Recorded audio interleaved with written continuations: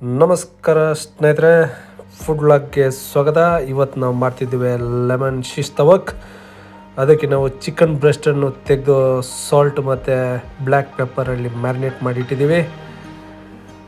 ನಂತರ ನಾವು ಒಂದು ಬೌಲ್ ತೆಗೆದು ಅದಕ್ಕೆ ಜಿಂಜರ್ ಗಾರ್ಲಿಕ್ ಪೇಸ್ಟನ್ನು ಹಾಕಿ, ಹಾಗೆ ಒಂದು ಫುಲ್ ಲೆಮನ್ ಜೆಸ್ಟನ್ನು ತುರಿಯುವ,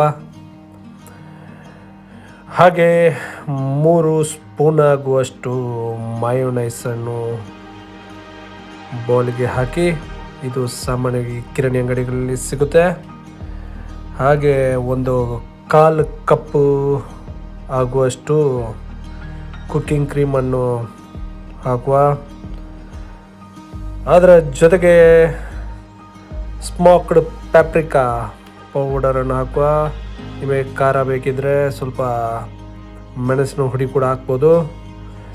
ಹಾಗೆ 1 ಸ್ಪೂನ್ ಆಗುವಷ್ಟು ಗಾರ್ಲಿಕ್ ಪೌಡರ್,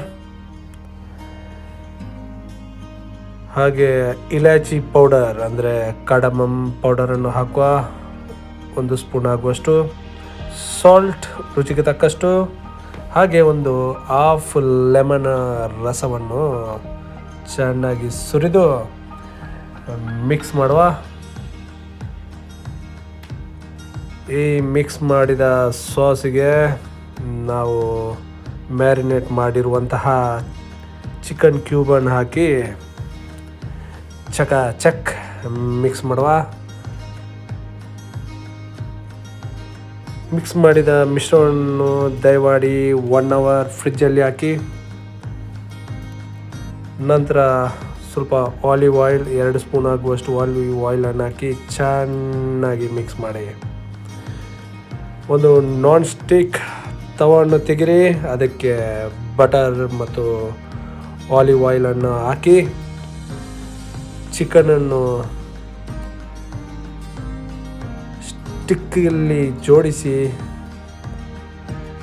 ಫ್ರೈ ಮಾಡಿ. ಫ್ರೈ ಮಾಡುವಾಗ ಹುರಿ ಕಡಿಮೆ ಇರಲಿ, ಇಲ್ಲಾಂದರೆ ಚಿಕನ್ ಬೇಯಲ್ಲ. 4 ಸೈಡಿಂದ ಚೆನ್ನಾಗಿ ಹುರಿದು ಚಿಕನನ್ನು ರೆಡಿ ಮಾಡಿ. ಈ ಚಿಕನಿಗೆ ಲೆಮನ್ ಫ್ಲೇವರ್ ಕೊಡಲು ನಾವೊಂದು ಪ್ಯಾನಲ್ಲಿ ಬಟರ್ ಮತ್ತು ಆಲಿವ್ ಆಯಿಲ್ ಹಾಕಿ, ಅದರ ಜೊತೆಗೆ ಗಾರ್ಲಿಕ್ಕನ್ನು ಹಾಕಿ ಸ್ವಲ್ಪ ಹುರಿರಿ. ನಂತರ ಪಾರ್ಸ್ಲಿಯನ್ನು ಹಾಕಿ ಸ್ವಲ್ಪ ಹುರಿರಿ. ಹಾಗೆ ಒಂದು ಅರ್ಧ ಲೆಮನ್ ಜ್ಯೂಸನ್ನು ಹಾಕಿ ಸಣ್ಣ ಹುರಿಯಲ್ಲಿ ಹುರಿರಿ. ಅದರ ನಂತರ ರೆಡಿಯಾದ ಚಿಕನನ್ನು ಪ್ಲೇಟಿಗೆ ಹಾಕಿ, ಅದರ ಮೇಲೆ ನಾವು ರೆಡಿ ಮಾಡಿದಂಥ ಸಾಸನ್ನು ಚೆನ್ನಾಗಿ ಹಚ್ಚಿ, ತುಂಬ ರುಚಿಕರವಾದ